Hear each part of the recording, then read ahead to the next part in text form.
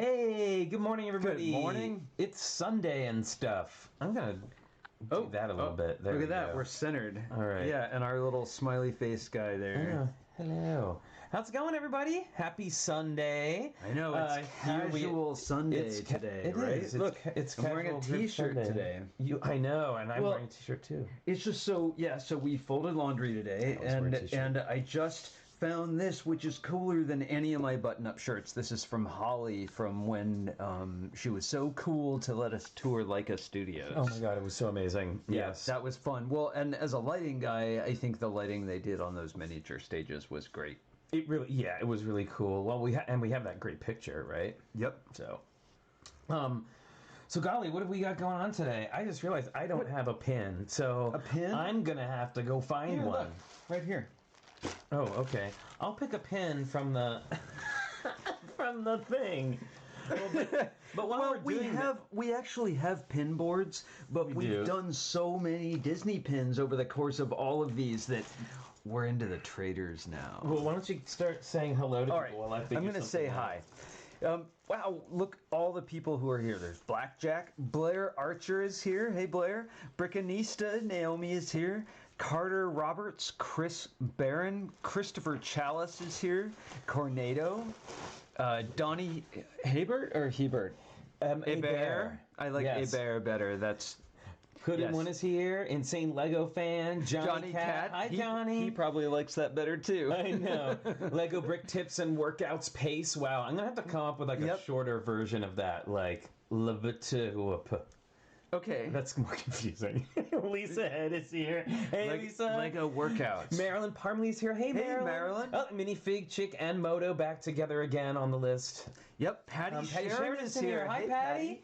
And Remy Baker is here. How's it going, Remy? Shane Levin. Hey, Shane, the Brick Orphanage. Wilfred is here. Bonjour. Bonjour, and Wilfred. Kim, of course, is here. Kim, last but not least. Very, very, very exciting. So good to see everybody today. So we've got... it is Sunday, and we are going to be having our regular guests. And now, I just want you to know, so like I've gone ahead and I've handed out the link to this particular meeting to a bunch of people, and I was just like, hey, come by whenever. Just drop by whenever you feel like it. So I'm looking forward to seeing who may stop by. What's going on? We'll see. You making us a little brighter? Just a little bit. Yeah, it was looking a little dreary. A little behind the scenes. Well, anyway, I'm going to dive right in and show you my Disney pin today. Okay. And I'm not sure I fully understand this. I'm going to say it's a safety pin and not a diaper pin with Chip on it. Right there. Very nice. Happy Chip. Very punk. Right? Yeah, this will be my punk rock safety pin. Oh, and Wilfred says bonjour from his parents. Hello, oh, Wilfred's wonderful. Parents. That must mean you're near Paris Disney, which is pretty awesome. All right, so I'm going to check this out. I'm wearing now, some people won't remember this character. I do. Yes, and I was actually working there at the time. Can I get it to... Man, you got to cover up faces. There it is. So this is Figment. This is the back of Figment from the Imagination Ride, Journey into Imagination from Epcot Center when it very first opened. He was sort of the mascot of Epcot Center, right? Or was it just that ride? He kind of ended up being eventually because he was the most kid-friendly and fun. Recognizable. And then they had the guy whose name now I can't remember, but they had the guy who was with him who was like Captain Imagination. He wasn't, but he was like a sort of top hat guy with ginger beard and hair. Like I don't remember what I don't remember what his name was. Somebody will remember that. Well, Brickanista says she loves that pin. And Remy Baker remembers Figment. Hooray. I love Figment. So, and Bill Ward remembers the ride, Hey, JB, how's it going? Haven't seen you in a little while. Good to see you. Bill Ward, hi. I love Epcot Center. That huge geodesic dome is so cool. It was cool. I mean, I was working there when it very first opened. I was working at Disney World when Epcot first opened. What it was year interesting. Was that? I don't remember. 19... Well, around the time he was working at Disney World, I was working at Disneyland. It would have been late 80s. Different coasts. So, yeah. Yep. Okay, so I just wanted to real quick Yes. Remind everybody that we are running a build challenge. A build challenge this week. Oh, and a fun one. The theme is movies. Yeah, so I think they're all fun, but this one is pretty wide open. it's pretty wide open, I would say. And it is a 32 by 32 base plate limit. Hey, Zach Martinez, welcome. So yeah, that's what it is. Yep, movies 32 by 32. Oh, and I wanted to show you. Oh, cool. Oh yeah, they took out the Imagination ride a long time ago, and then they replaced it with something with Eric Idle from Eric Idle. The Eric Idle ride. What was the ride? We went on it. I know, but yes, but it was some Eric kind of Idle like ride. kooky wackiness. Yeah, it was weird. I don't know. Yep. Anyway, so There's a yeah, so second visit. you're gonna be doing. Don't forget that movie challenge. You're gonna send that into Flynn at TrickyBricks.com, and that segues me into something that I wanted to talk about. So What's that? One of our viewers, who's asked to remain anonymous, has said that they know that because times are the way they are now. Oh, sorry, I should back up a second. We are doing another challenge in 2 weeks, and this one's going to be a rebrickable challenge, which means everybody's going to purchase a same copy of a small set. Mm-hmm. It's a $10 set. The Lego City Street Sweeper is what we're going to be doing this time around. And we're going to have a contest where, well, not a contest, a challenge. A challenge. Where everybody's going to build something out of only the bricks that come with that set. It is a $10 set. So not too bad. But one of our viewers did email me to say, hey, I know $10 isn't much, but with everything else going on, maybe some people who want to participate can't afford it. And so they have offered to put up the cost for one kit for someone who can't afford it. That's so cool. So we thought that was so amazing and generous and inspiring that we have decided to add an extra 5 kits to that. So as you know, we do have a Patreon and a Redbubble, and we're really committed to using all of the funds that come through that to help for the show. Put back in the stream and put into the show. So we're going to offer up 5 of those Street Sweeper kits to people who want one. If you really, really can't afford it. So that's the thing. It's more than it being a giveaway. We just want everyone to be able to afford right. Part. Right. So this isn't so much a giveaway as it is if you need help and you really want to participate and just can't because it's too much, and we totally understand that. Yep. You can contact us. It's going to be a first come first serve thing. And how do they contact you? And you can contact me at my email address, Flynn at TrickyBricks.com. Yep. And all one word, no space. All one word, no spaces. You should, and it's also in the description of the video down there. So yeah. So that means like a 6 total kits that we can give out to people who need them. So please let me know. Email us and let us know, and it will be first come, first serve. And let us know if you can in the next couple days, because shipping being what it is these days, we just want to make sure it might take a little long. I mean, Amazon will be really quick, but at the same time, you just never know. So, yeah. Cool. Well, that'll be a fun challenge, and with no twist. Yes, I know. We're not going to make, we're not going to make you do anything. Right, the morning of. Movie one, any rules? The only rules for the movie, one is that it should be 32 by 32 base plate or smaller. That's the only rules. Otherwise, anything that you want. A little guidance would be if the story could tell itself to someone who doesn't know, then that would be best. But obviously some things need more description, so you're welcome to add a description, but if your piece can tell the story, at least that's what Brickmasters Amy and Jamie would have said. Right? Yeah, and you know what, actually I was kind of hoping that would be fun would be if while we're showing the slideshow we can get everybody to guess what scene, like what movie the thing is from. So also think about it that way. Like people, like you were saying, people should be able to look at it and go, oh, that's the blah, blah, blah. I mean, did I cover jump every back genre. to movies at the right time there? I don't remember. We went back and forth between the two challenges.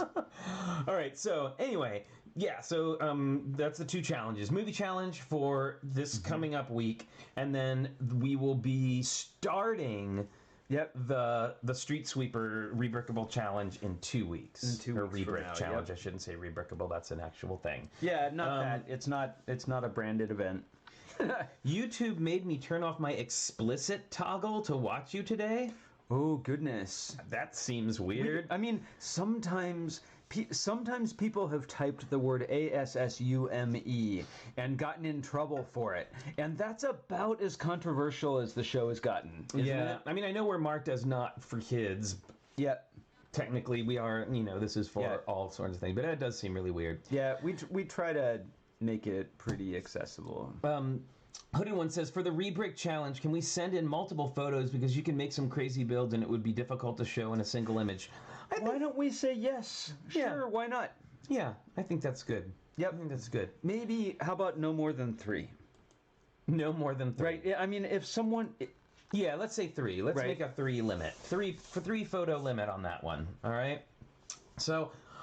All right, well, let's see. We have a special guest today. We do. Well, we have our several special guests today. Yep.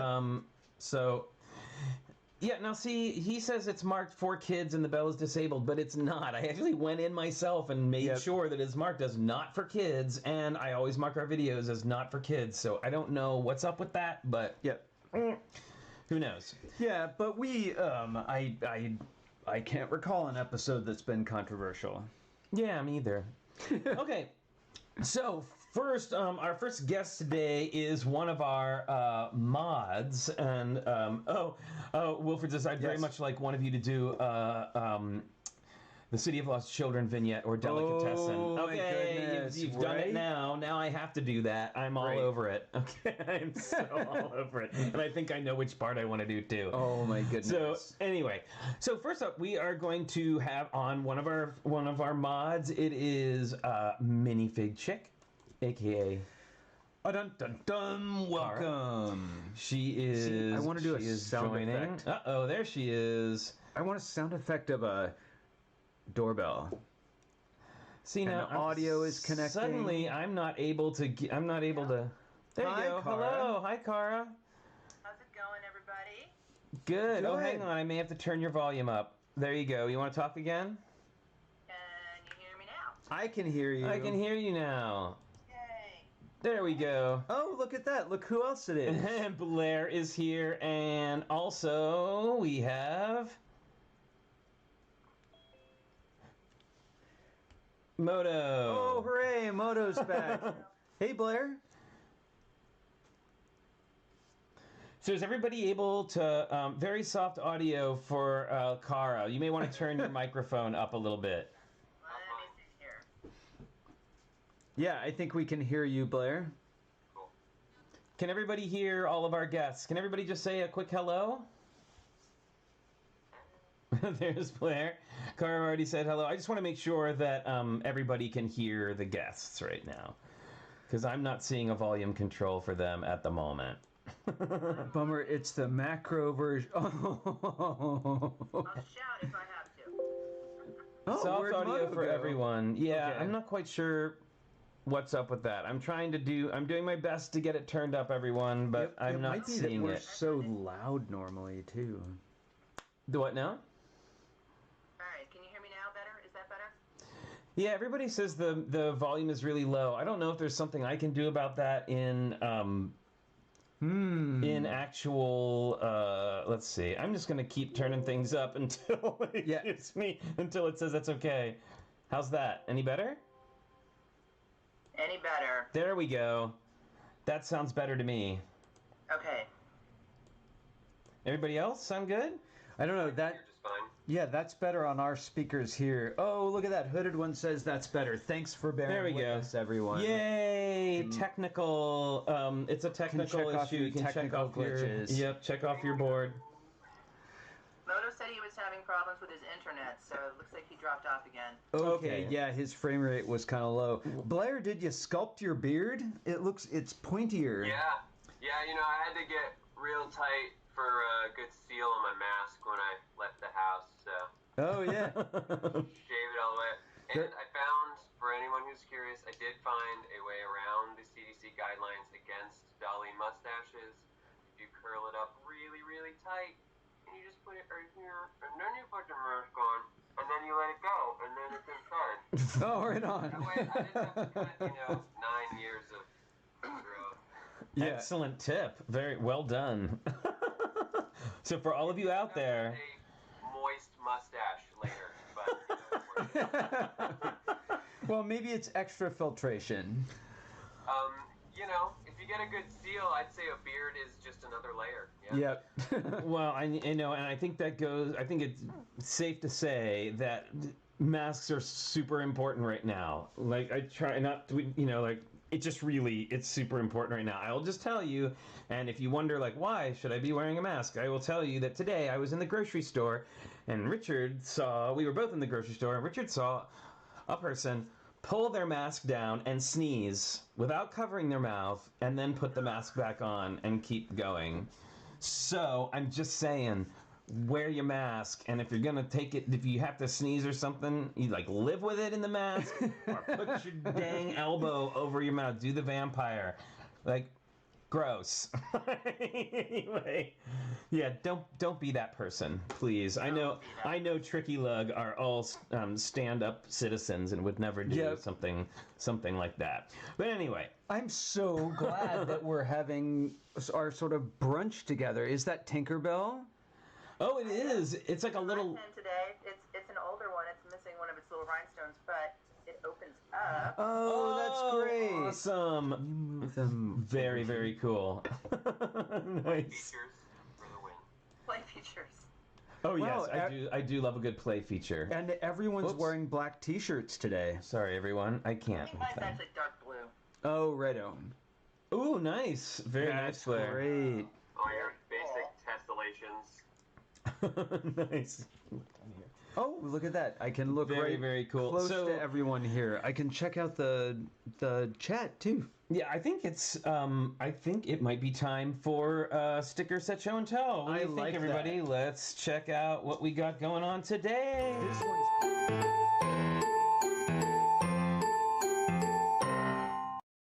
All right, there we go. Do you want to go first? How about you go first, Blair?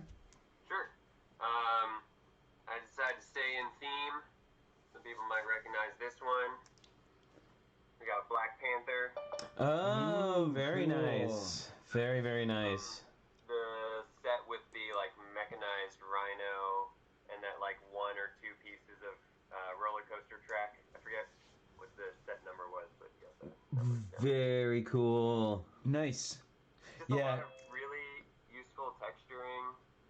And of course, stickers that go on some of those really interesting wedge slopes are always lovely to have, especially in a universal color like black and clear and white and stuff like that.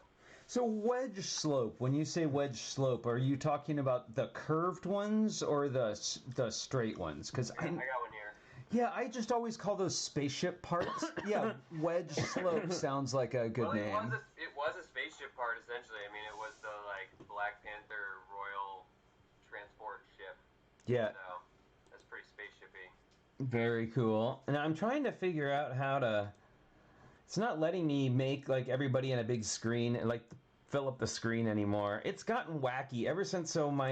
I'm now back at work, and my company that I work for now is like the owner of my Zoom account, and they were kind enough to say that we could continue doing our Sunday streams here. Hooray. But I don't necessarily have the control over it that I used to. So today may be there may be a day where we aren't able to feature full screens. You of got people, it for a but- moment.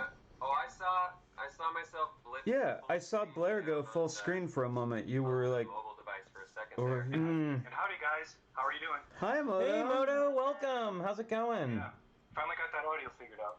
Oh, very good, very good. Very good. Yeah. Yeah, well, you micro-sized and macro-sized so quickly that had to be kind of, a little vertigo like It was like, Ant-Man. I had my Ant-Man button ready to go. Very So good. many people are trying to take bets whether it be micro or macro me. I tried to do a little bit of both. I like your T-shirt. Yes, Oh, good yeah. one. Woo, classic space forever. Nicely done.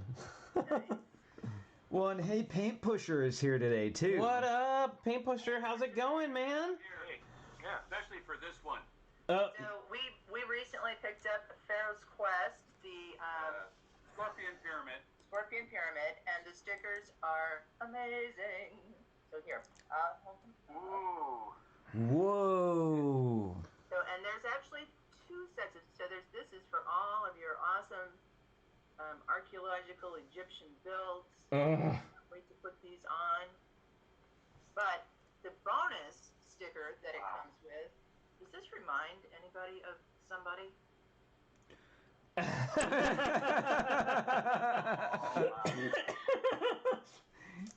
I think that's the ancient Egyptian god of cookies. That's Logan. Yeah, Logan. He is kind of Anubis-like. Absolutely. Yeah. So that's from set 7327, Scorpion Pyramid. That is awesome. That's the one that has the Anubis figure, right? Yeah. Yeah, it has two of them. The new figures and the Horus figure, and then Giant Scorpion.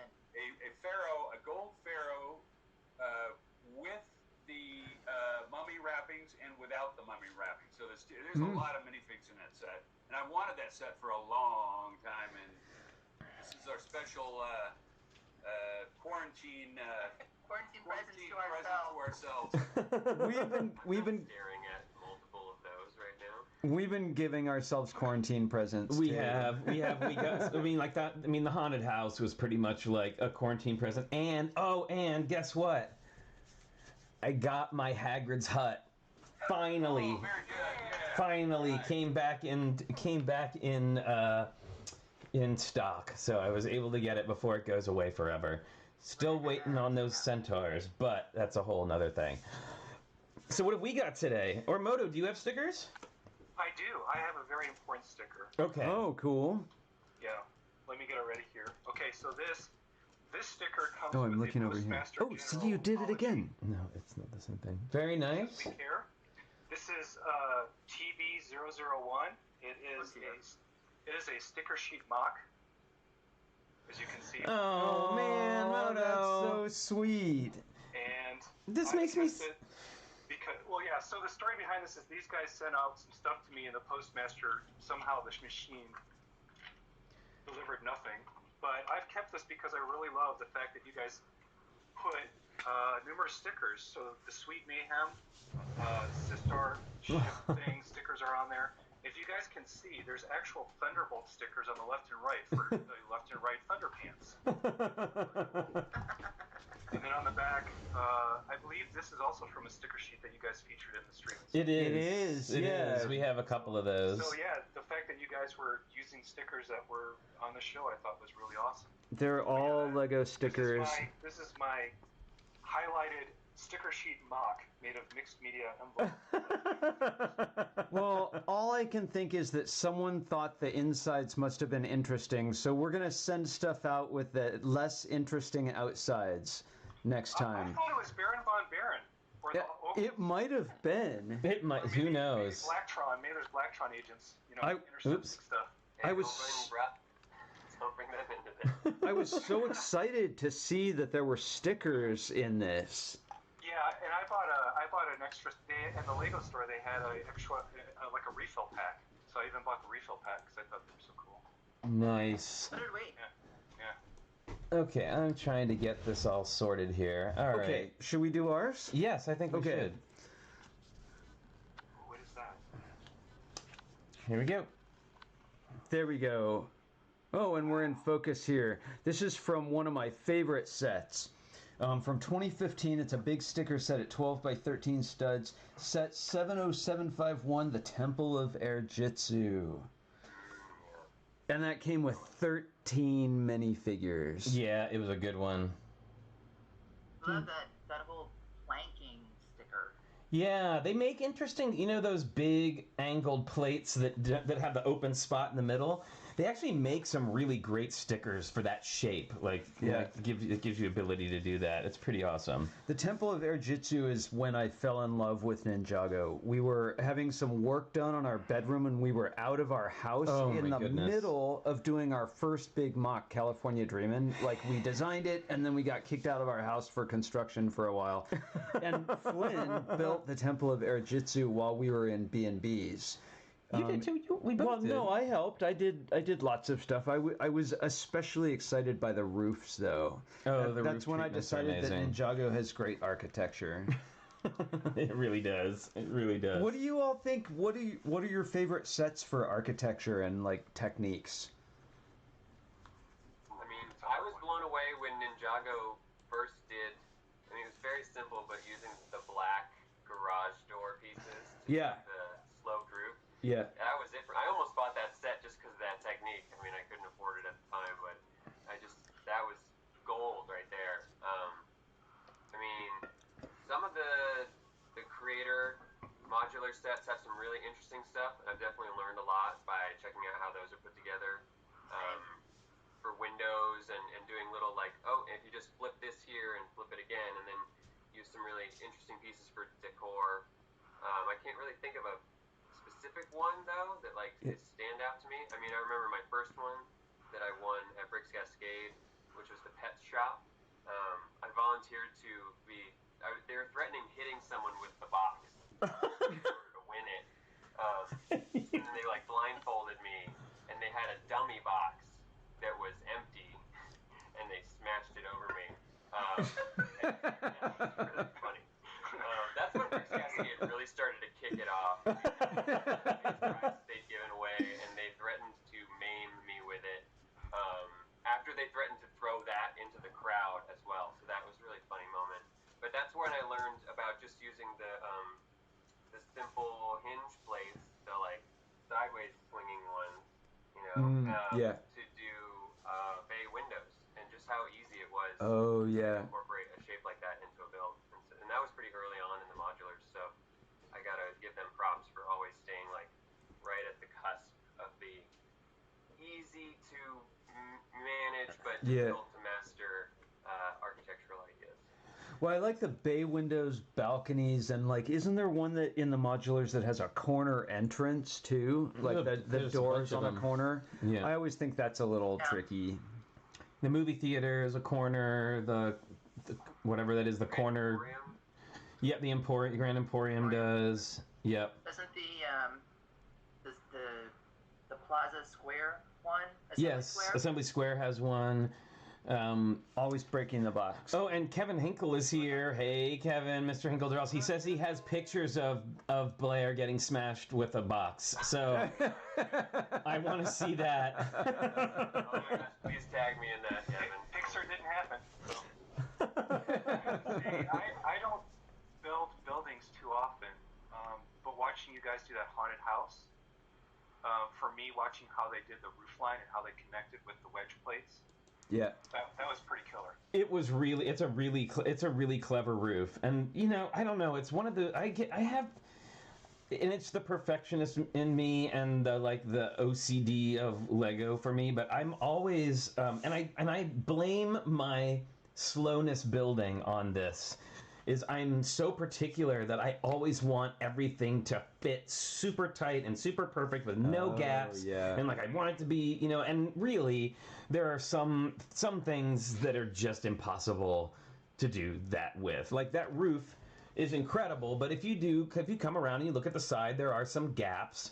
Yeah. But you don't notice them when you look at over the overall big picture. You don't notice that kind of stuff, and that's something that I think a lot of us who are into highly detailed building tend to forget. I remember when we premiered Snake Queen for the first time, we had it all up, and I was having to actually finish building at the convention because I know no one has ever had to do that before. And I'm standing there saying, Flynn, put the bricks down. It's okay. And I'm no, it's down. not done. It's not done. And then I'm standing there looking at it, and all I can see is holes. I see gap here, and there's a hole there, and there's a space between those rocks there, and you can kind of see that hinge is slightly exposed. If I turn this leaf a quarter turn, then it'll probably cover it up.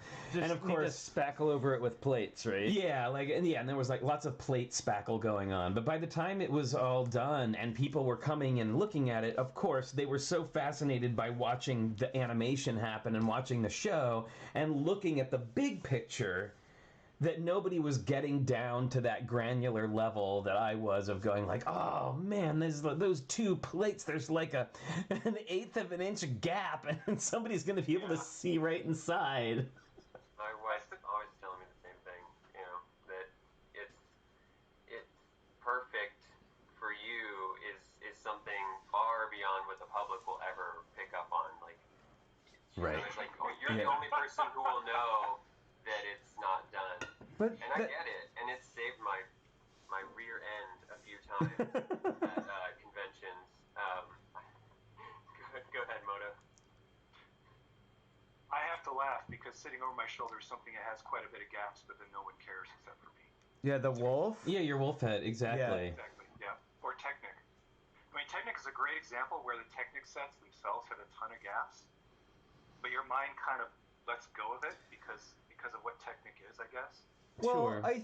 I mean, I've spent, I don't know, scores of hours in Minecraft, and Minecraft is very low res, but it inspires the imagination, and I think the same is true, you know, and long before Minecraft, with Lego, right? I think there's compromise in design because there's going to be holes and there's going to be angles, and we have to suspend our disbelief.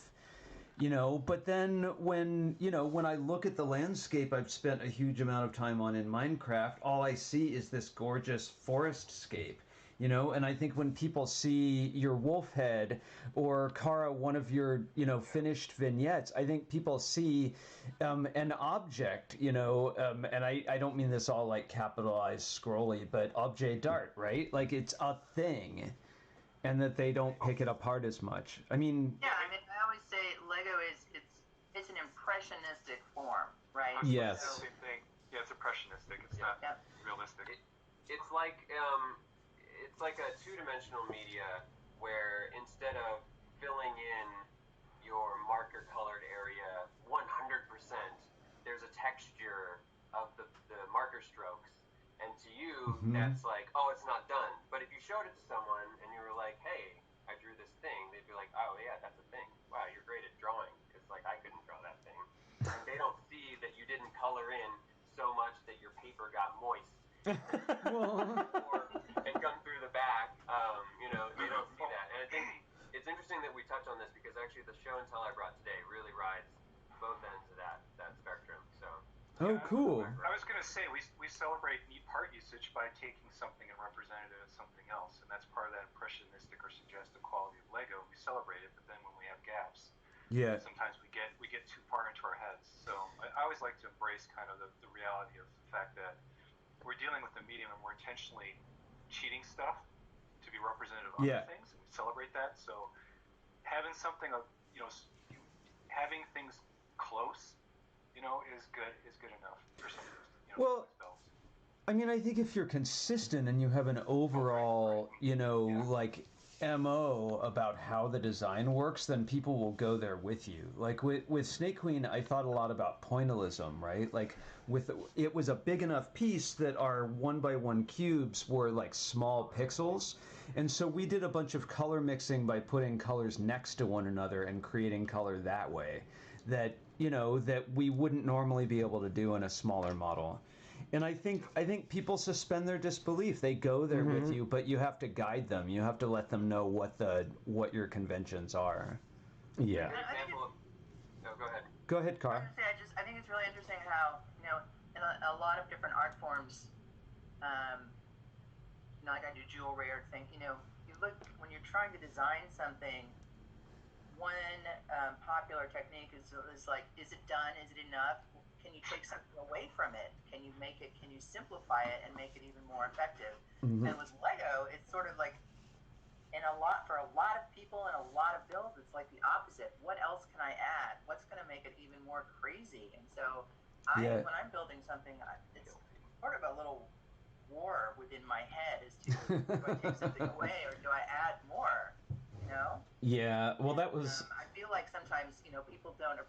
A lot of Lego people really are into the over-the-top stuff, which I love, and it's awesome.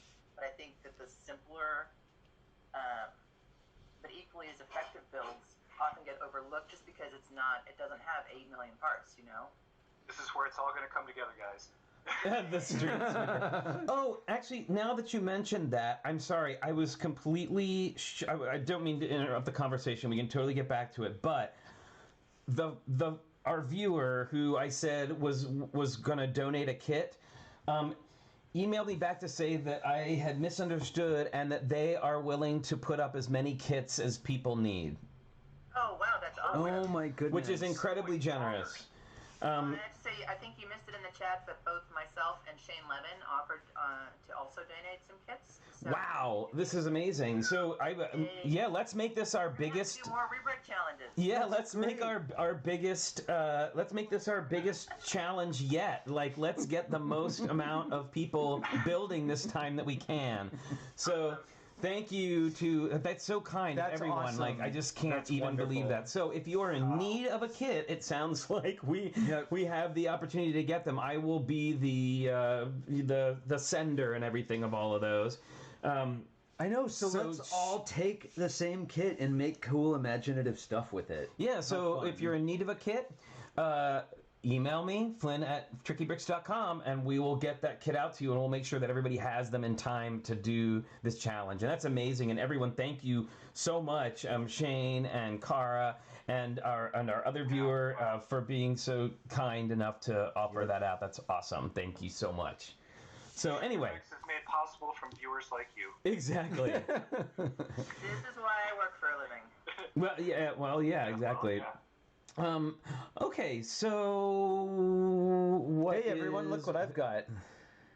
Oh, a turquoise. Do you know? separator. Do you know other colors? We have a green one and obviously the orange ones, but I want to collect all the colors of brick You separators. have the old one too, right? The other one that kind The of big one?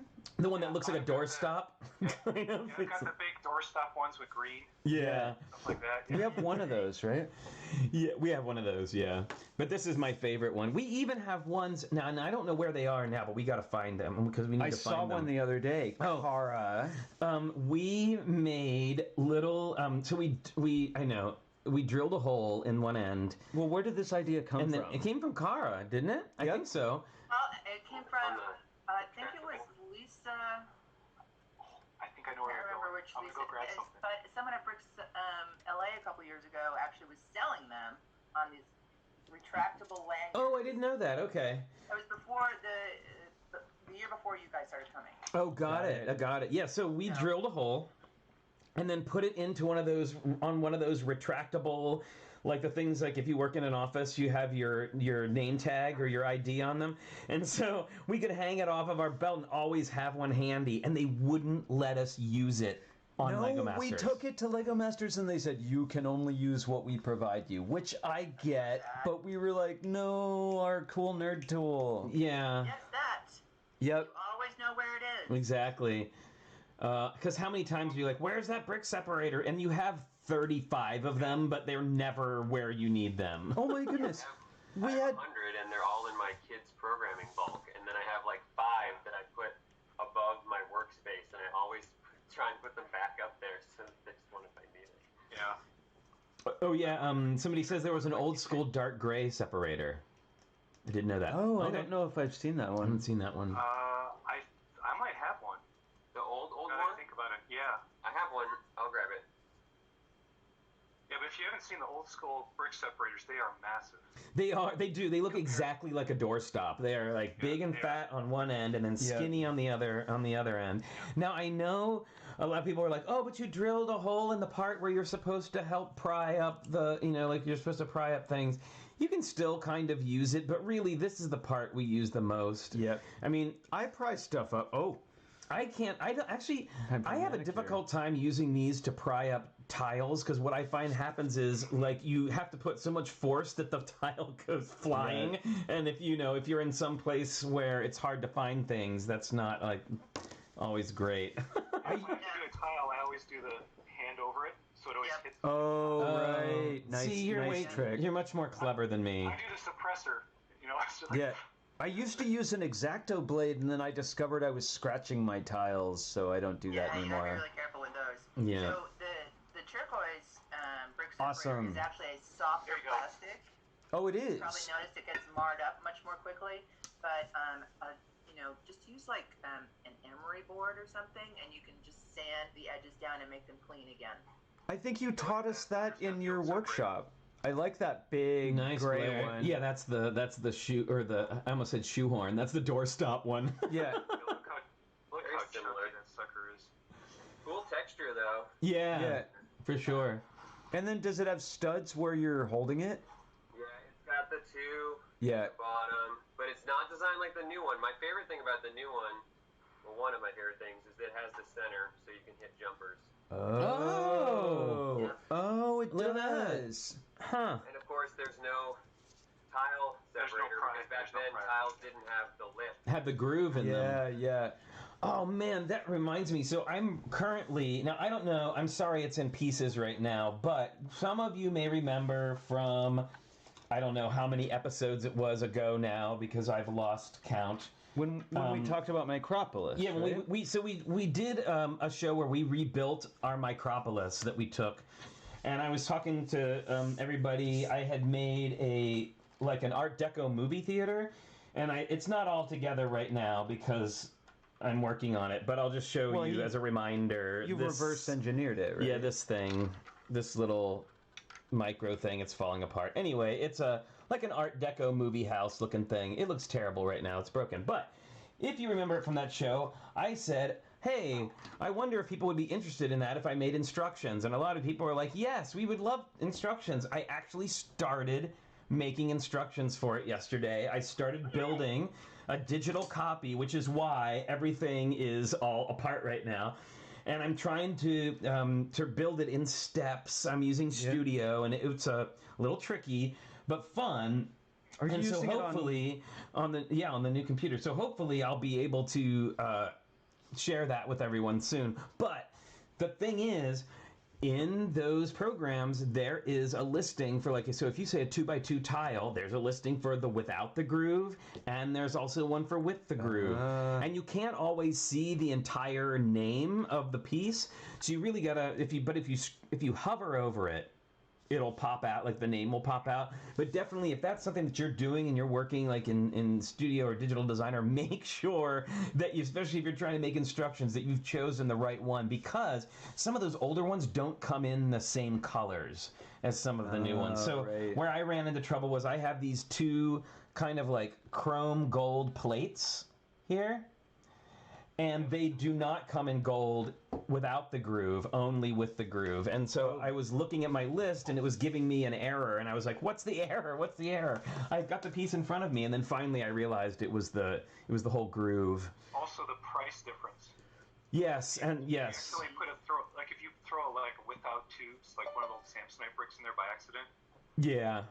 It's just gonna be nuts. And yeah, I know. Oh, yeah, I know. I'm getting the. I'm already getting the signal, but it's right here. However, hold on. Holly is here, and I know everybody wants to see Skittles join in on. And Holly. And Holly. Hi, Holly. Sorry, I just meant wanted to see Skittles in terms of Logan Cookie Time. Yeah.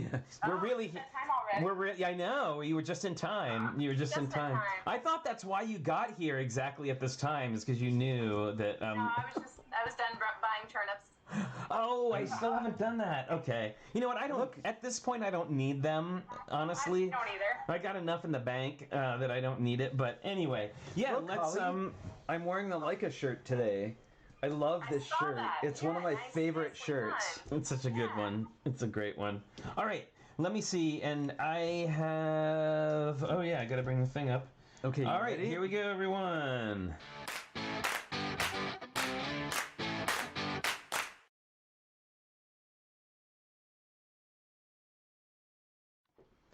All right, we are back, and it is Logan Cookie Time.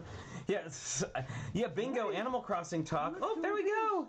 Yay, Logan is here. And a bear, and a wolf, and the cat is eating avocado, I assume. Very good. Good boy. And here's the sound of happiness. Hooray! Good boy, Logan. Yay, good boy. Oh, we got Skittles coming. Skittles is on the way. Yay, Skittles! All right.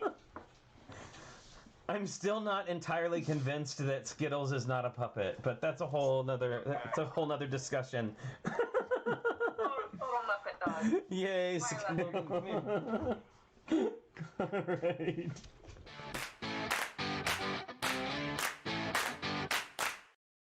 Logan says hi to Skittles. Hooray! Hi, Skittles! Yay! All right, Logan cookie time. So wholesome, really. Wow, and Moto's wolf is very well trained. It made it all the way to camera and back. I know, and it One ate with piece. its mouth open. It's semi-swooshable. Which is amazing. Exactly. I think you're I was reluctant to jump on because I've got construction going on down here, so I'll have to just kind of mute it occasionally. Oh, well, we have we're all a huge good. project today. Our dining room, which became the media studio, which is now becoming Flynn's classroom, And office. is getting an overhaul, including like a new light in the ceiling and Yeah, we got it. It's about time. I mean, we've been working in this room for a while, and it's just starting to get overwhelming. And now that I have to teach classes and all that kind of stuff, it's just going to be easier to do Yeah. it this, so to actually like make it usable. Thanks everyone for bringing your pets and animal representatives. Animal representative. For Logan Cookie Time. Kara the bear is one of my favorite animal or minifig critters. Here's my thing.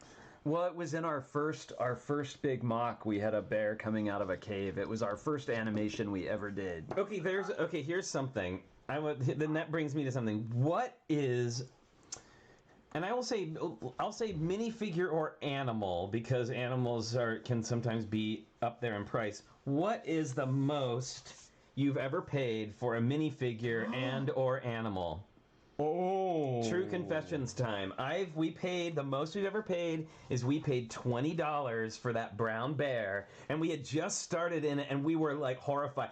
$20? Oh my god, I can't believe it! But we must have that brown bear. So we got the brown bear. It cost us $20, and I know everybody has different levels of what they're willing to spend for something they really, really want. So I'm just curious, what is the most you've ever spent on a single minifigure or animal?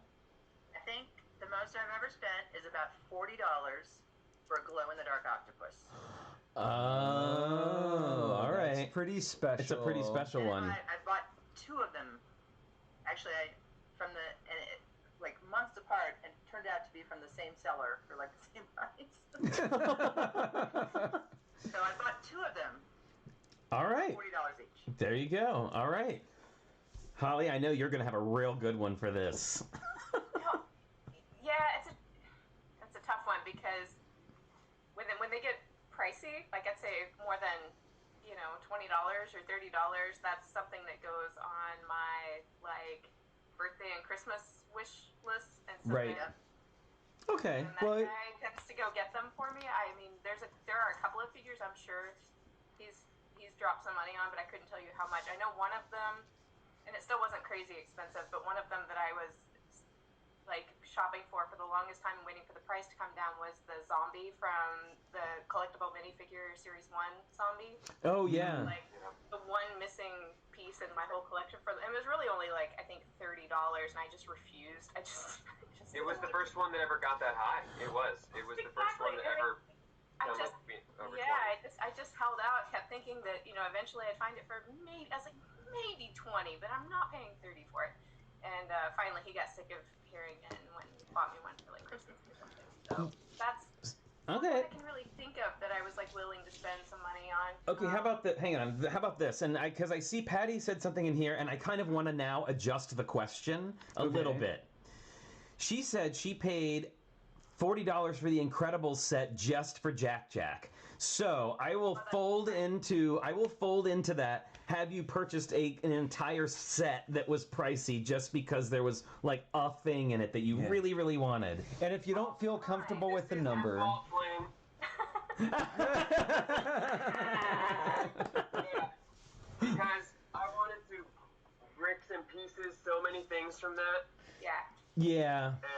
and I could never do it. And then as soon as anything hit the secondary market, it was expensive, very expensive, and the math just didn't work out. There's so many unique pieces, unique elements, amazing stickers, amazing figures. Yep. A really, really cool product, and the launch and everything. Like, that thing's a work of art, and so I thank you guys.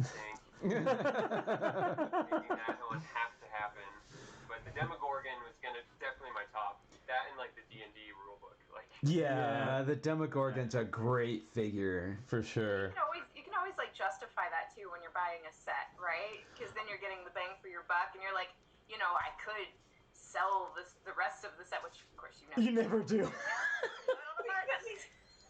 But you at least have like that value, invested, where you at least have the parts, and that's, like all the superhero sets I bought. I mean, I bought, I don't know, maybe at least 75% of them since those started being released, and it's always for the figures and parts. And so every box, I try to open the box immediately, which I still have a stockpile of superhero sets that I just need to go through and open all the sets and pull all the parts out and put the minifigs in the case. I just thought of another one that I spent money on. Okay.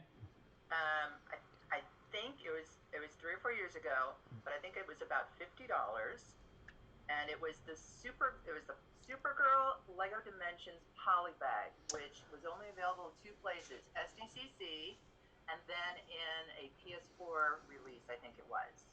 That was about $30. Yeah, I think that. Same thing with the Green Lantern too. The Dimensions Green Lantern. There was an exclusive, right? Was it Green Lantern? Yeah, I think so. I think so. And I still actually have it in the poly bag, so I should probably see how much it's worth. That's why you buy 2. That's why you have to have 2. Dimensions were so.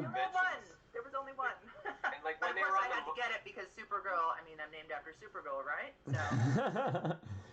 And when they were on the market, it was easy to scoff at the Dimension stuff, but the ultimate reality was that as soon as they went off the market, all of those figures were at least as much as that pack was before they went on clearance.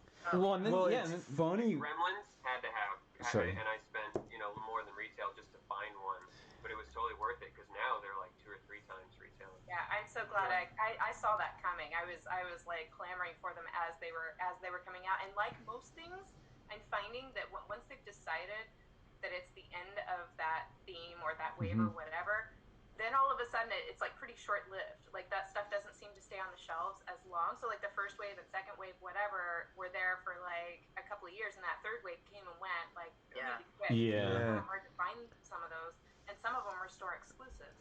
We got that was, or like she was saying, the San Diego Comic-Con one. So yeah, and we actually played the game. I played that game with my kids.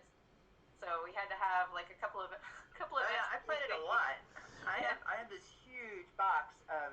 Yeah. I don't know how many packs I got, but I mean. We bought all of them. We ended up completing the whole collection. Wow. Oh wow. There's only 2. Full of them, and there's so many good figures in there. There really are. They did. They had the A-Team in there. They had Knight Rider. They had, of course, the Gremlins, Wizard of Oz. Yeah. And anything else. Yeah, the only 2 I didn't get that I really, really wanted was the Gremlins one and the Goonies one. I'm so sad I missed out on the Goonies one, especially bummed about that one. But They're still kicking around though, and right now is like that time where people are just getting rid of them. You just got to keep your eyes peeled. Yeah. The game's kind of tanked, and some kids and families are like, "Oh, this is getting dusty sitting behind the TV. Just get rid of it." So, well, we got lucky locally that we actually in our lug had basically a feeding frenzy. They went to the dollar store. Yeah, because the Dimensions show. They did. Showed up here every time I They went to California, I think. It was all in those 99-cent stores, but nowhere near here. So many around us. I think. Oh yeah. My favorite Dimensions was Finn the Human from Adventure Time and Jake the Dog. Oh yes. My son was so into that series, I just got it. We never played the game or anything, but just to have the figures of Finn. We got Marceline, right? Yeah, we have Marceline. Yeah, I think that was, there were some of those that were worth I mean, we don't play much anymore, but I definitely picked up the A-Team one because I had to have that Mr. T minifigure. Well, mostly because I have this. Now, they're not really together anywhere, but I have this sort of pseudo collection of, like, celebrity minifigures. So, like, the Knight Rider one, and that one. And, of course, the one that everybody was always like, what? But the Egghead from Batman is, of course, Vincent Price. So I'm always like, I have a Vincent Price minifigure. And then I show it to people, and like, what even is that? I was like, it's Egghead. Jeez. These savages. I know. I think the most I've ever spent on an animal or a fig was. Your audio. Oh, Moto, your audio's out. Maybe he didn't want to tell us. He didn't want to tell us how much he spent, so he just started moving his lips without making any sound. Am I back or is it dead? You're back. Okay. It was $12. It was $12 because I think he wanted this like it was $100+ set, and I said, "What is it about the set that you really like?" He said, "I want that animal." I was like, "Tell you what, we won't buy the set. I'll just get you the animal." At that point, I just kind of dodged the whole set decision by just getting the animal you really wanted. Yeah, for my son, it's always a piece. It's always a part, and like that $200 set that he wants, and I have like a long Bricklink list of parts going that are things that he wants, but then by the time I place the order, I tend to forget. He's already forgotten about it. Then I can't remember why that's on my list. I'm like, why did I want that part? What would I use that for? Oh, so in the chat they're mentioning some other figures. Beetlejuice, awesome, was an awesome figure. Awesome. Sonic the Hedgehog was a really good one. We got I would say the Powerpuff Girls, but then we ended up getting them in a set, so they're not necessarily exclusive. Yes, but they did. We got the Teen Titans. Or something. Yes, that's right. I still need to get Raven. She's really hard to find. That's one of my favorite ones of that whole line. Yeah. Well, I did. Go ahead. Kara. Go. I was going to say I went and grabbed something because while I tend to trade when things get expensive, the heaviest trade I've made for a single creature or animal was for the Triceratops when they got to be about $60. This is right now the custom armored version that my daughter has been. I found this connection because I was working on the armored version with the legs from the Star Wars set but I found this connection with the glasses. Yeah. Oh, that's awesome. great. Nice. But I think these got to be about $60, and I picked up a few of what are now way more expensive Darth Malgus figures when they first came out. The big Knights of the Old Republic set, just because I loved the armor and I was using them in a space mock, and so I was able to trade a couple of those guys for this, back when they were still only like 40 something. Well, dinosaurs are pretty much the most I feel like the most expensive of all of the things that you can get. Like in general, dinosaurs tend to be the most expensive. And any of the big animals too, like Smaug, or the big sharks. Yep. Are also really pricey. Or dragons. Dragons are. Yes. Yeah. They're amazingly expensive. I think an unsung bit of creativity in the AFOL community is the lengths to which we go to either justify to ourselves or obtain bricks. Right? There is some creativity. I traded for these last weekend. Oh, cool. Very nice. Nice. Because I don't do Star Wars, so someone's like, I need stormtroopers. I'm like, I have a half quart.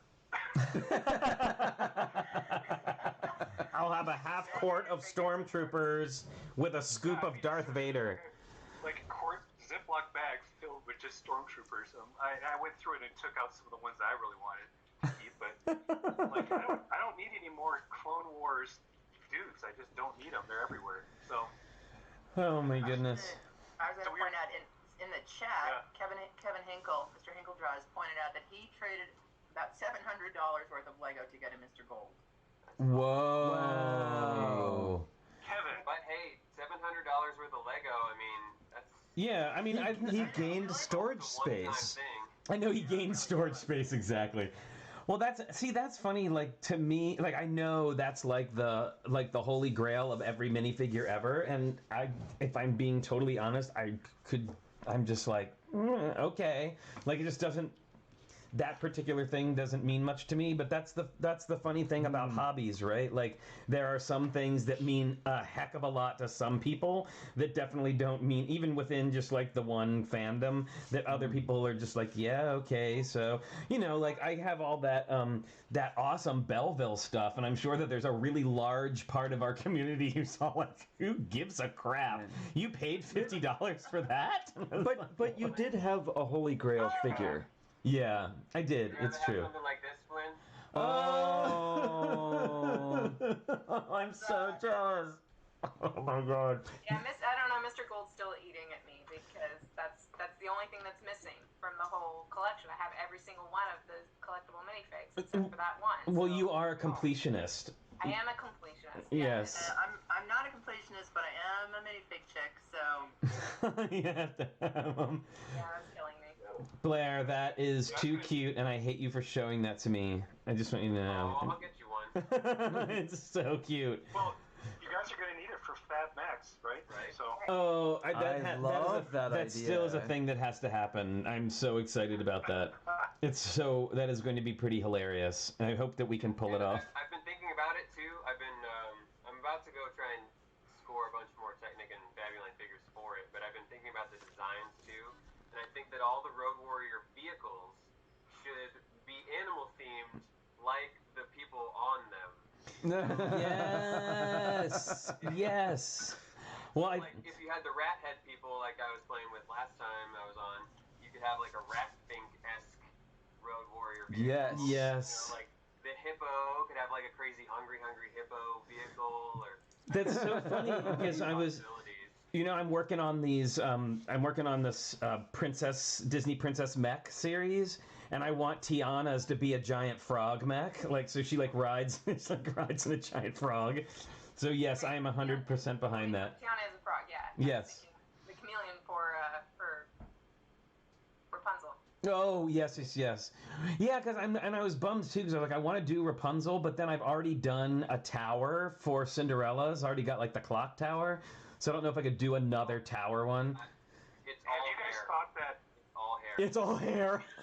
I don't know if you've seen the show, but it gets really magical. Like the TV show after the Tangled movie. Okay. The hair goes like to superhero level awesome.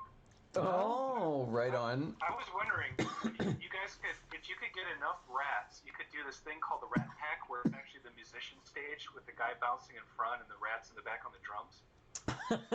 Well, you need to do this. Rats. Hey, Bama Bricks is here. Hey, Bama Bricks, welcome. And Fabufan Mike. Oh, Fabufan Mike says that there's a Fabuland accordion. Whoa. Oh, I want more Fabuland instruments. Yeah, that's It's right. like you could have an Oom-Papa You band. play the accordion, don't you? So, who, me? Yeah. Oh no, I have one that I tried to learn, and I'd never learned how to play piano, so I found it incredibly difficult. But I can squeeze out a few notes that don't sound terrible, but that's about as far as it can go. It's a really glamorous accordion. Beautiful, It's mother gorgeous. of pearl. It's all white mother of pearl, and then the black keys are all like clear acrylic with gold glitter in them. It's pretty I thought it was outrageous. like you and Boone or something, but I might have heard it wrong. I want to learn how to play the concertina, but that's even apparently Yeah. more difficult than accordion. Because in accordion, when you squeeze in and out, you get the same note. But on a concertina, you get a different note squeezing than you do pulling.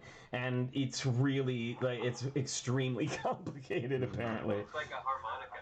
You go one way and then the other. Yeah. Yeah. Oh, No, so Flynn's instrument is the ukulele. so Drew is mentioning that there's a Fabuland vacuum and a carpet beater. Well, we've seen the vacuum. Yeah, he gave us one. We have one. Yeah, the carpet beaters are cool. Have you seen that? The Fabuland carpet beater? It's all like curly Q ridiculousness. I think the hooded one is trolling us. He thinks Lego should stop making minifigs. Oh. Hooded I one. disagree with you there. Well, he's saying the popularity of minifigs lowered the quality of the sets. So he's saying that there's like a Wow. I don't I think it's changed the nature of the system in the way that minifigures have become their own storytelling element. right. Well, I approach it when I have classes with my students a lot, and they say like, well, why don't we have minifigures? And I say, well, it's partly because minifigures have just become so cool that we could spend all day playing with minifigures and building with minifigures and customizing our minifigures. Whereas back when I was young, it was, okay, let's pick a head, smiley face. Let's pick a body, city guy, space guy, pirate guy. And unfortunately, mostly guys. But the issue disappeared very quickly because you're like, okay, well, I'm done customizing a minifigure onto the build, or vice versa. Like, I'm done with the build and it's easy to make a quick figure. But now with the face printing front and back and everything else, I mean, it makes such an amazing storytelling tool. But I get that it can detract in some ways from the focus being on the building. Like it's really easy for people to just be all on minifigs. Yeah, exactly. Well, So when he says lowers the quality of the sets, does that mean like the design of the sets or the number of parts? Like I kind of. Or is it cost incurred in making all the custom that's pretty elements? loaded. Because I wouldn't say that I've seen the quality of sets lowered in any way, and I feel like it's actually increased as the detail has been added, not just to the figures but to the sets also. Everything seems to get higher and higher standard, and in my opinion. I would agree. Yeah, I would agree. I feel like when I was teaching my kids in like in-person classes, we had a this is kind of going back to what Blair was saying. Like I had a container with all of the minifigs in, and they would always want them immediately.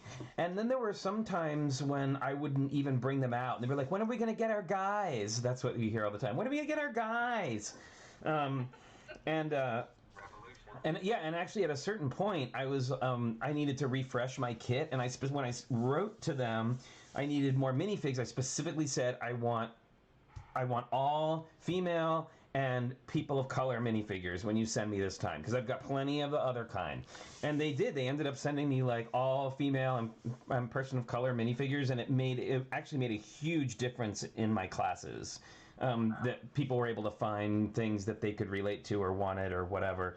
But anyway, the point being that if you gave them the minifig too early, then they would just play with the minifig and they wouldn't build the project. So my stipulation was, you have to have finished your project completely and show me that it works, and then you can have a minifigure. And then of course, it depends on what you're doing. I mean, if you're building, if the purpose is storytelling, if that's kind of your objective is to tell the story, then I feel like characters are fairly essential for that. Sure. Well, But if it's like a robotics challenge, where like you're supposed to be building something that functions or something that's mechanical, or you're like problem solving something of that nature, or something architectural, then obviously minifigs are more of an accessory or a detail. So I just think it just depends on what the objective is, how necessary they are. Sure. Well, I mean, that was all of my classes were. Sorry, go ahead, Blair. Okay. So I was just going to say, to clarify for mine, when I have no figures, it was usually for my hour and a half programs where there's just not enough time for the kids to get into that. Yeah. And it also helped kids not pick scale based on minifig. So yeah. That allowed them to build in whatever scale they want, because if they see figures, they think, okay, this is the scale. But it also, I use them in any of my longer programs. So when I had 2 or 3 hour programs, or anything for teens and tweens, when they could have a little bit more of a cognizant time management capability, yeah. Then I would let them play with all my minifigures, all thousands and thousands of things, all laid out in trays for them.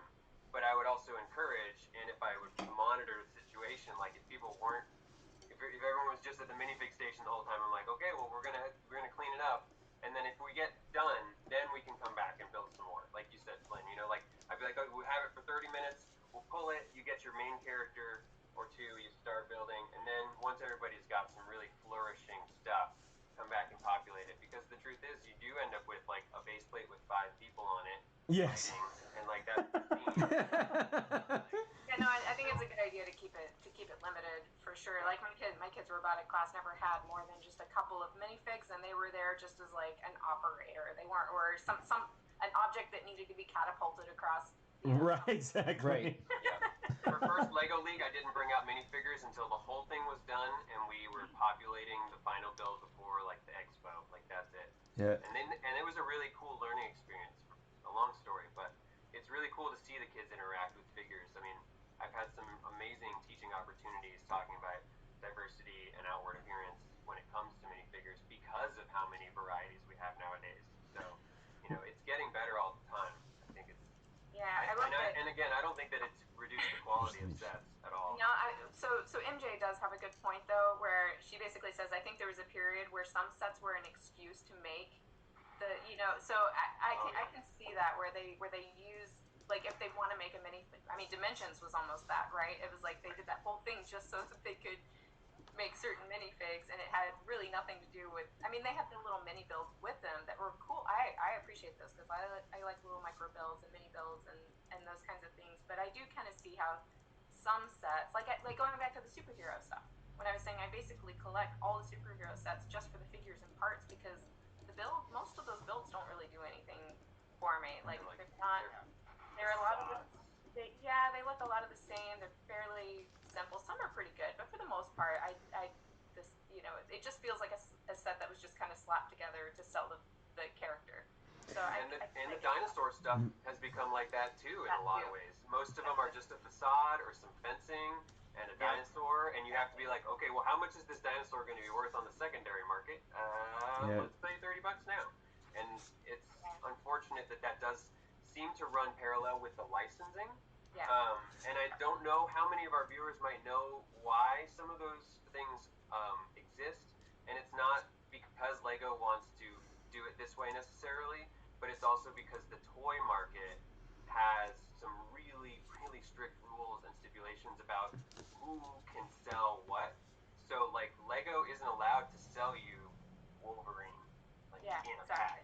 It has to be Wolverine as a magnet at the least, or like Wolverine as a keychain weave here in the head, or it's Wolverine in a set. But LEGO can't sell individual licensed characters usually because that's considered an action figure, a building toy company, and so they have to make it a building toy or some sort of like gear, which is the magnet or the interesting something, in order to circumvent the rules about like no, only Kenner can sell a Star Wars action figure, or no, only Mattel can sell. You know what I mean? Mattel's obviously a competitor, but like sometimes different companies have the same license, and like only Hasbro can sell the superhero in a blister pack. You have to put it in a kit.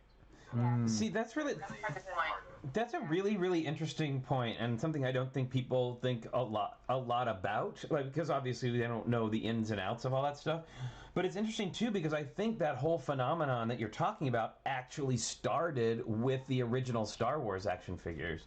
And if you've ever seen, there's a show called The Toys That Made Us, which I just have to say has the absolute worst opening credit sequence on the planet. I hate it so much, but the show itself is great, and they do a whole episode on those Star Wars toys, the original ones, and how all of that stuff that you're talking about came about, like the licensing of them and what you can do on certain things and not certain things. And of course the licensing is why we saw I think Mega had the Despicable Me stuff, and now LEGO has the Despicable Me stuff.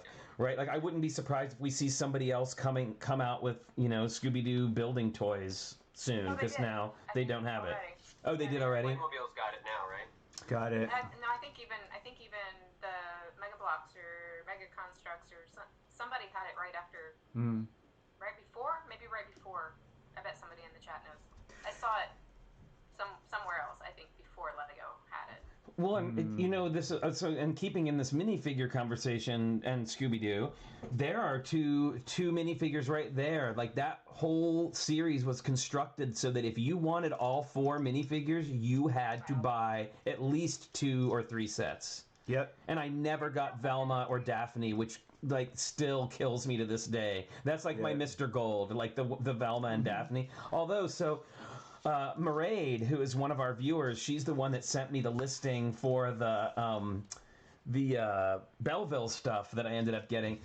She emailed me this morning and was like, I know you said that you guys were looking for this, and so somebody's got the Mystery Mansion listed on Craigslist in our area.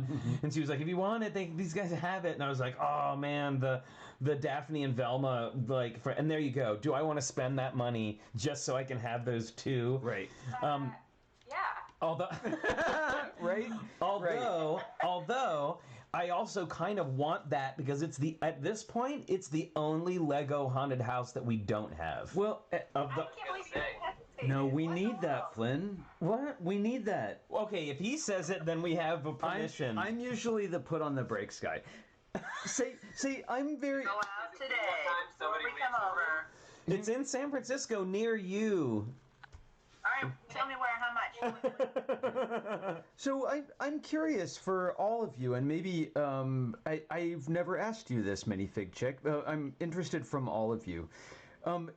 Blair and Holly both mentioned narrative as one of the first things with minifigs, and I always say minifigs have story built right in. But I mean, clearly you can make mocks with minifigs that tell stories, and that's, you know, we do that a lot. But do you think on some level that minifigs have stolen some of the creativity from other mock building and storytelling because we rely always on minifigures to tell our stories? You know, what do you think? When I was a little kid, it was just blocks. I mean, when I was a kid, I definitely had a lot of emphasis on the minifigs. Like, the minifigs to me had their own, like, they were characters. They had their stories, and there was a lot going on. Like I said, it just depends on how you're playing with it and what your objective is. I mean, I would build a set, and then I played with it. So did you make up your own characters? With the building process, right? Like, I may spend a day building something, but then for like a week, I would have my little figures in there acting out scenes and stuff. So right, so it encourages imagination because there's that role playing. Yeah, and then maybe, you know, something happened between those characters. You know, like I would build the castle, and then, you know, all of a sudden the pirate ship comes along and starts attacking the castle, and the next thing you know, now you've got to like rebuild the castle, so it's like in some sort of state of disrepair, and now there's something else going. Now the pirates have taken over, so now it's a pirate castle. I mean, it's like, you know, it evolves, and I think, you know, the characters are a part of what's going on there. Otherwise, like, what's the motivation for what you're building? Where does that imagination come from? Otherwise, I guess it's like, why build a house? Nobody's gonna live there. Yeah, I center all so, my you know, yeah. Just building on that, I mean, I think the characters, the figs, and the building go hand in hand. So, like, when I was a kid, I had Barbies, right?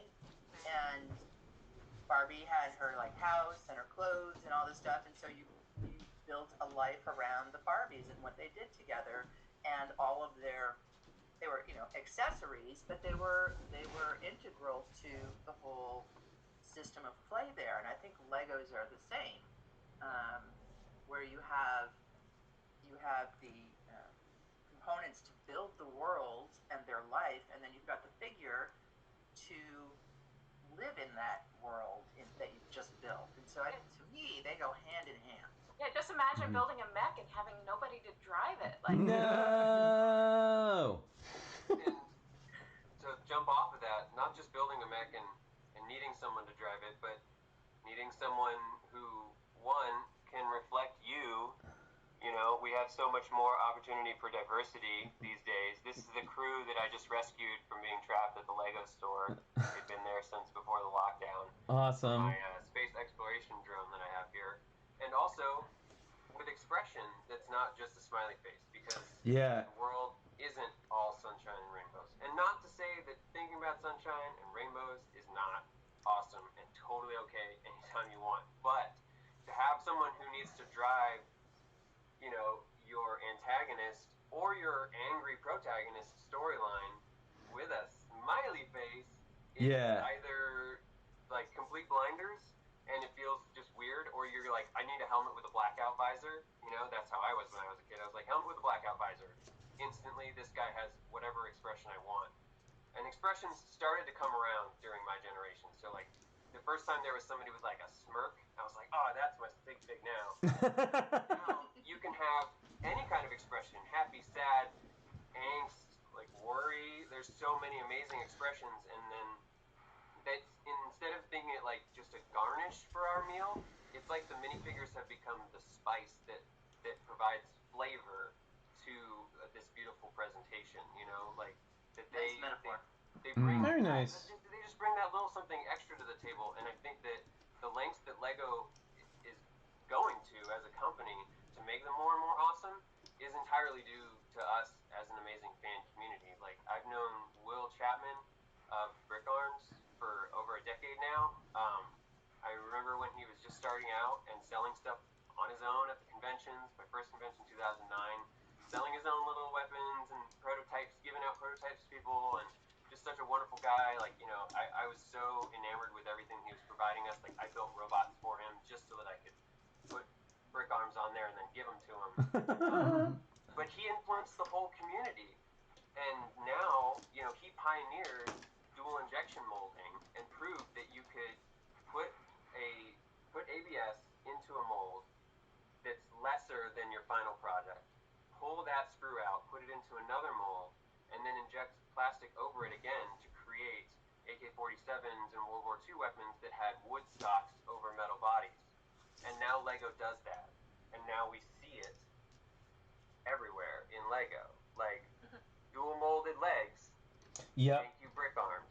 Yep. Brick arms pioneered the technology that let LEGO know that they needed to push the envelope further so that they could keep up with the fan community and provide us with an incredibly amazing product. I mean, we have dual molded arms now and heads and all kinds of stuff is coming out. It's just so incredible. And then this also incorporates one of my other favorite companies, Citizen Brick. Yep. This is one of their crazy heads. I made my little sig fig like, bye Joe. And again, the stickers from Sweet Mayhem's ship, right? Yeah. Yep. Well, we love Citizen Brick. I've got my favorite Citizen Brick Divine minifig, which is awesome. So then, Don't forget their big CBD is coming up. Their Citizen Brick Day. That's right.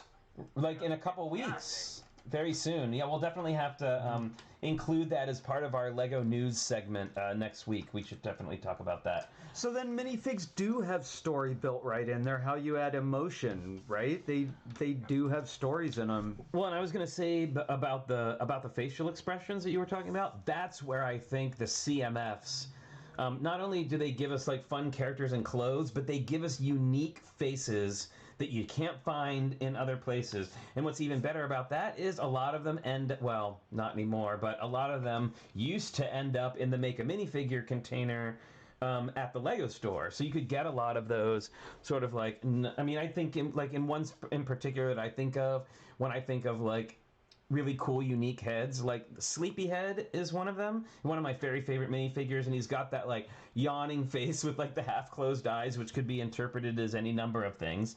And then there were the other one that I always think of is the girl in the elephant costume with the screaming face, and she's got the closed eyes and the open mouth. Like, it's amazing. Yeah. And the crayon was in that same line too. They also had a really awesome like expression that was very universal and like ecstatic. And I really love the We were talking about the whole justifying purchases of things, and CMFs are one of those things that like you can almost always justify that because first of all it's relatively affordable depending on how many you're buying at a time. Right. And almost every part is unique to that set, and they always increase in value. So that's why that's that one collection that I like no doubt have to complete because I have no problem justifying every single one of those packs, especially if they're on discount. That's even better. Right. Well, and then you know in this last round they got considerably more expensive. Yeah. I mean $1, which doesn't sound like a lot, but it is when you're buying. You know. It's not, but then you kind of feel like, you know, the series has been out for what 10 years? Does that seem right? About a decade, or maybe even a little more. Is when the series started. So, like, how many things can we think of that haven't raised in price in over a decade? Oh, absolutely. There had to be a price increase. It makes sense. It's still heartbreaking. And the quality overall, I feel like, has also gone up a bit because we're getting a lot more unique stuff out of them. Especially when we start talking about like custom elements or dual molding. Like that does cost more.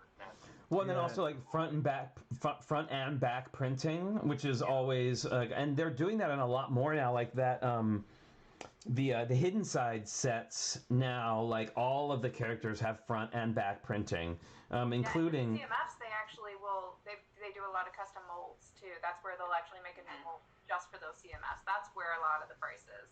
Yeah. I got an older one. Yeah. An older one right here. And Yep. think about if you were to go buy something. Let's take Citizen Brick, for example. Their stuff, handmade, same quality as LEGO, using LEGO pad ink that they've purchased, using LEGO plastic if they can get it, you know, like the actual pellets and everything, a head like this is going to be about $10. Yep. You know, you got this for $3. Yeah. What? Back like 5, 6, 7 years ago or whatever? Like, these pieces alone, if you were to go get them on the third-party market at a quality rate, would be at least $1 a piece. That's right. If not Yeah. two or more. So Yeah, that's such a great figure too. I love that figure. That was one of our first ones, and we have 2 of them, I think. Yeah, those are great. You gotta have I hate like justifying Lego's like price increases because I hate it as much as everybody else, but at the same time I'm like, yeah, that makes sense. It's No. all right, you know. Yeah, no, absolutely. I think that of course we all want things to remain the same price forever, but that's like, it's just like not gonna happen. But again, like as Blair points out, they've gotten more detailed, more interesting stuff in them. But then there's other ones where you like golly, the blister packs that have some of the characters in them, and I don't know, sometimes I was always a little bit, no, you know what it was? It was the ones that would always come out around the holidays that they would sell at Toys R Us. And it would come with 4 figures in it. And there was always like a Marvel one, a DC one, and then there was that Harry Potter one that came out as a Barnes & Noble exclusive a couple years ago. But the ones that they would sell at Toys R Us were always like, just sort of like, they literally, some of them looked like they just went on the floor and they were like, oh, I'll take a torso and a head and the thing. Okay, here's 4 figures. You're talking about the Bricktober sets, right? I think so. Maybe Bricktober then, yeah. Yeah, and so the way that they did it is every week. Well, it got really weird that last year that Toys R Us was going out of business, but previous years it was like they had that little lineup of 4 figures, and it was different every week.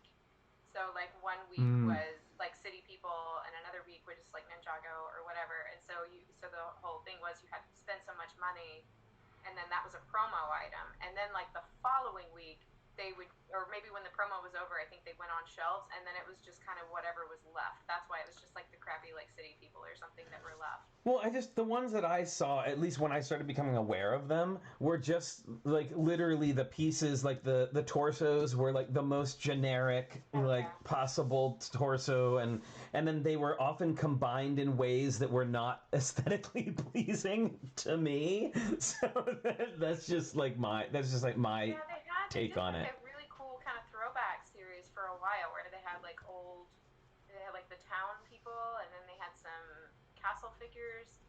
See, that would be cool. Yeah, those were pretty cool. I'm trying to think of the ones that looked like the generic ones, and the only ones I can think of are the city packs that they did that were just kind of the random packs. But some people like those. I don't know. Yeah. I have this idea in my head that, it's another of these mental gymnastics to work around the high cost of all of this. But we all 5 of us, make art in other media, right? And isn't making art, if you were to make art in your other medium, as much as prolific as you do in Lego, wouldn't it be pretty pricey? Yeah. Oh, yeah. Yeah. Part of why I do Lego more than anything now. Yeah, So, I was always, on balance, I always felt guilty, not just of cost, but actually more of material. I'm like a really eco-conscious artist, and so I always had qualms with using a finite resource to experiment, which obviously, artists, we're allowed that. We're allowed that, but it doesn't mean that I can't still have a pushback against that concept, which is why I think Lego is one of the best mediums, even though it's oil-based, even though it's, you've got expenses and there's all the capitalist elements that go into it. Hold on. But the ultimate result is that you're left with a medium that you can use over and over and over and over and over again, and so can the kids on the Mars base. This is a medium that it's not an oil painting in my oil painting class where I got forced to use $50 of oil to paint some still life that I wasn't into. This is my choice, and not only I can just hand it to my daughter, she can do whatever she wants with it, and then I can take it back, and then I can do what I want with it, and that's what makes it so amazing. I don't think I would have ever spent this much money on another medium. It may be the least. I see it as that's what we were talking about. It's easy to justify it because me, it's an investment. Like I can sell all of it, or I can pass it on down, or whatever. So I mean, that's it's almost too easy to justify. That's kind of the trouble with it. You could always buy another one and sell it later. I don't sell anything. It's terrible. I'm just hoarding. Well, when I do sell something, I regret it. That usually is what happens. Yeah, exactly. Which is why I don't do it. I've sold a couple of things, and I always regret it. So I'm, unless it's somebody that I know and love, and making trades or something, that's different. Well, I know that like I do knitting and crochet and stuff. Like if you want to knit a sweater of any kind of quality, it is outrageously expensive, and you can't sell it because you could never sell it to someone for what it actually like. First of all, like the yarn probably cost you $150 to $200, and then there was the 35,000 hours that it took you just to like do the thing, and then you'd have to sell it to them for like way, and I think that's yeah, and people are the same way when you're building like Lego models, and they don't understand like what went into it.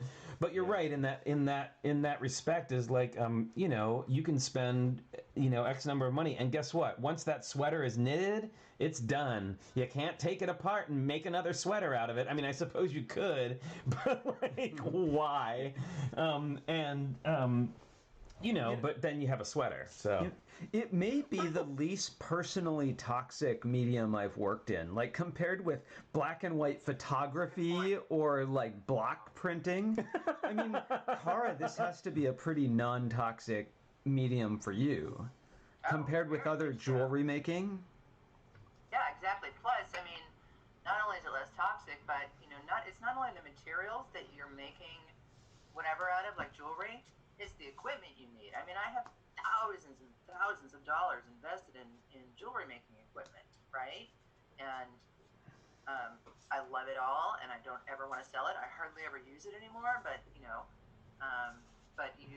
and of course, I believe in using quality tools because it's going to be a better experience for me as a maker. So I buy the better, aka more expensive tools and equipment and everything, and so yeah, Lego is actually pretty cheap by comparison. I feel so good right now. I know. I feel so good about all of my I feel so good about that purchase of the Mystery Mansion that I just forwarded to you, Cara. By the way, I already found it actually. By the way, Marilyn says, Flynn, I guess you don't want any more yarn. I have enough to open a store. I know Marilyn very kindly gave me some amazing yarn, but we can talk, Marilyn, if you wanna find places for that to go. I probably can help you out with that. Not me personally, but I know a lot of knitting people, including a guy who is a prolific knitter and teaches knitting all over the country. And he's, always looking for stuff for classes, so we should talk about that. But anyway. So many hobbies, so little time. I know. Well, that's true, right? Like how we talk about that all the time. About Steve says in all caps, yes, take it, please. Yes, I'm sure. We saw... I know, take it, please. There's not enough room for the Lego. Get the yarn out of the way. We saw the coolest thing when we went to the Smithsonian, and it makes me think of a fun collaboration, that would be fun to do sometime. Yeah. We saw a crocheted coral reef.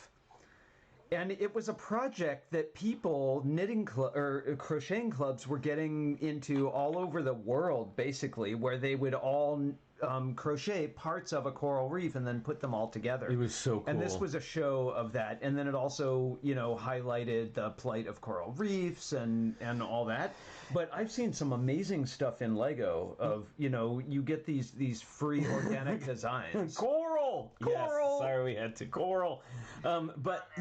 So when we went and saw that, it was amazing. Like, it was in a huge room. It was really, really tall.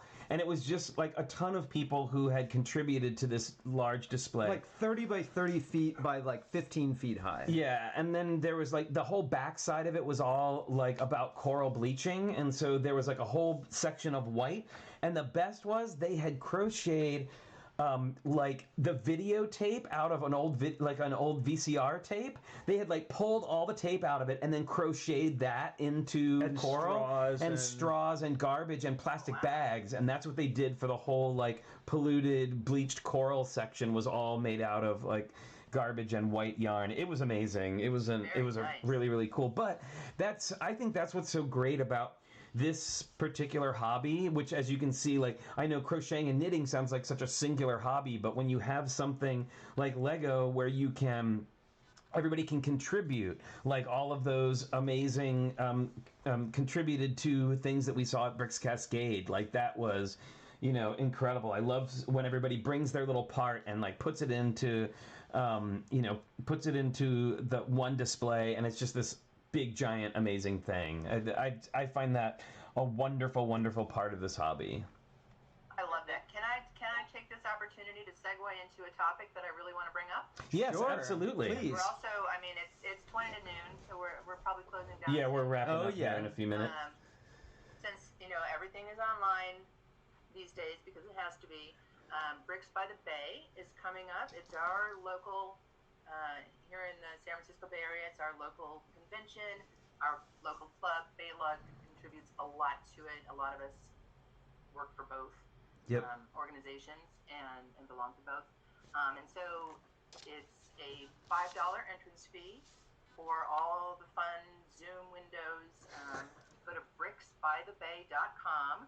And speaking of the collaboration, the Baylug, our lug, is doing a Dr. Seuss theme, and so we've got a lot of Dr. Seuss builds coming together. We're going to have probably a little video to showcase highlights of everyone's builds, and then we're going to have an open Zoom chat to discuss, building techniques and just details of it and everything. It's going to be a lot more, but go to bricksbythebay.com, check it out, and I hope to see a lot of you guys there. It is going to be on July 11th, I believe.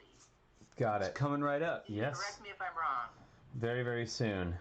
And there's a Dr. Seuss theme, or a Dr. Seuss collab going for Bricks Cascade for next year too, so that might be even more. Oh, awesome. Oh, very cool. Adding on to it. Yeah. Well, Wilfred says collaboration is fine, but in conventions, not everybody likes it. Everybody has the cool thing is everybody has an opinion. There's something for everyone. Yeah, the cool thing is people can take part in the way that they want. There's such a huge variety of ways to contribute. Exactly. Kara, I have July 11th. That's what she said. Saturday. You said the 11th? Yes. 11th, Saturday. Okay, cool. Good. Thank you. Yeah. So I wanted to, while we're talking about Baylug and friends and the Parmleys are here and everything, I wanted to show you, I guess this is fan art, I suppose. This is fan art. Our friend David, who we play Animal Crossing with, one of our Animal Crossing friends, actually made an Animal Crossing version of a TrickyBricks t-shirt. And he brought it over and put it in my Abel's sister store, and I'm just waiting now for all of my villagers to start wearing it. I'm really excited about it. That's and awesome. It's hard to tell in this photo. Let me into your store later because I so totally want that. Yes, yeah, absolutely. Hard to tell in this photo, but I'm wearing a green short sleeve shirt. Yeah. Oh, yeah. It's just exactly like our logo. Just like our logo. It's really funny. Awesome. So it's on the refrigerator. Yeah, and we printed it out. He sent me a picture on my phone. We printed it out and put it on the refrigerator because we are grandpas and we do that kind of stuff. Right next to Thunderman and we have like a whole, basically our refrigerator is a fan art gallery right now. I think we need to start getting some frames and putting them in the hallway. Yes, please. Oh my goodness. Oh, Moto is here. He says he's trying to hop on one last time to say goodbye to everybody because we are at the end of our stream today.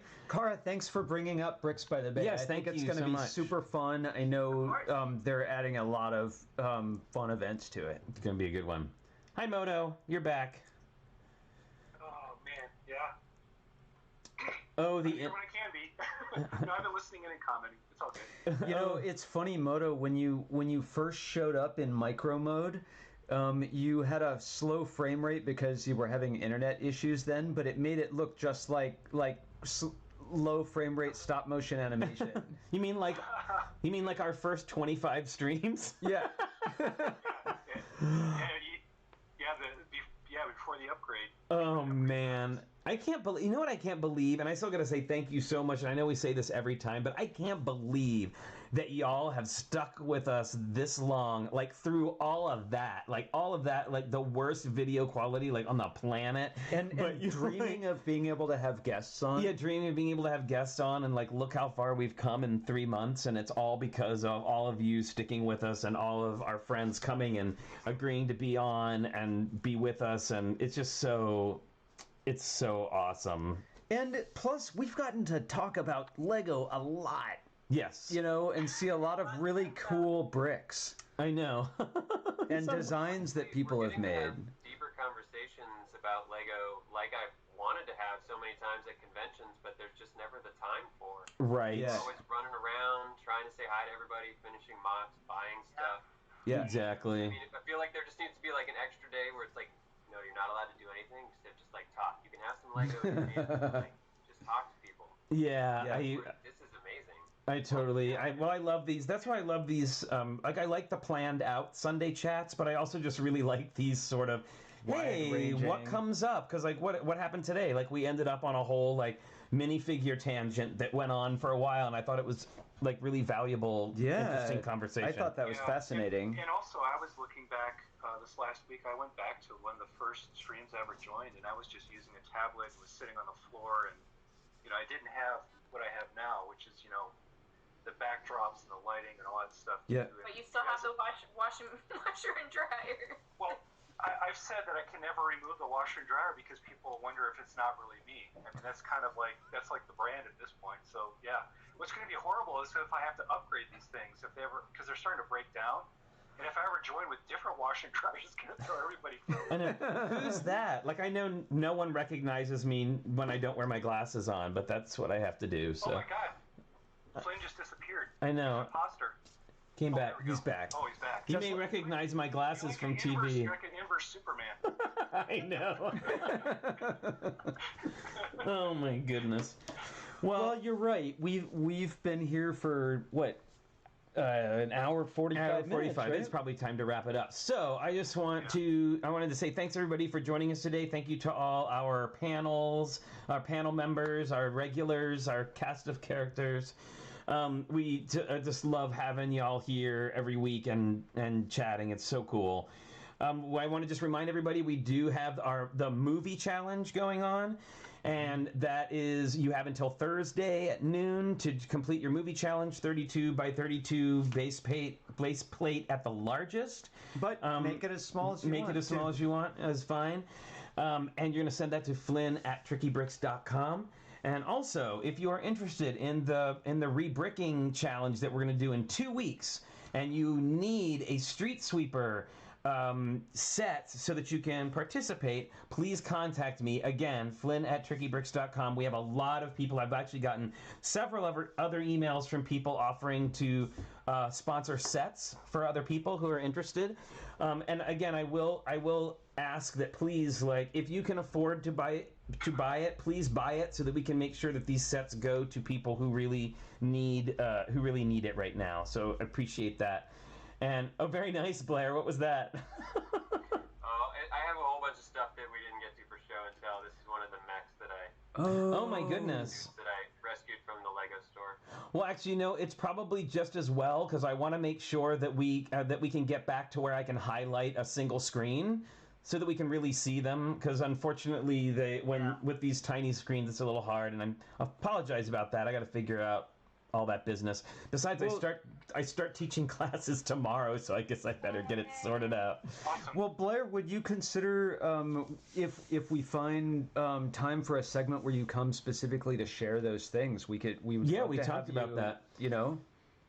Yeah, when did you guys get onto the mech building yet? Yes, we're going. This week starts mechs or starts the Monkey Kid. So we'll do that. We'll fold those together. Yeah, we'll coordinate a time that works for you. Lineup of stuff. Yeah, we had a little bit of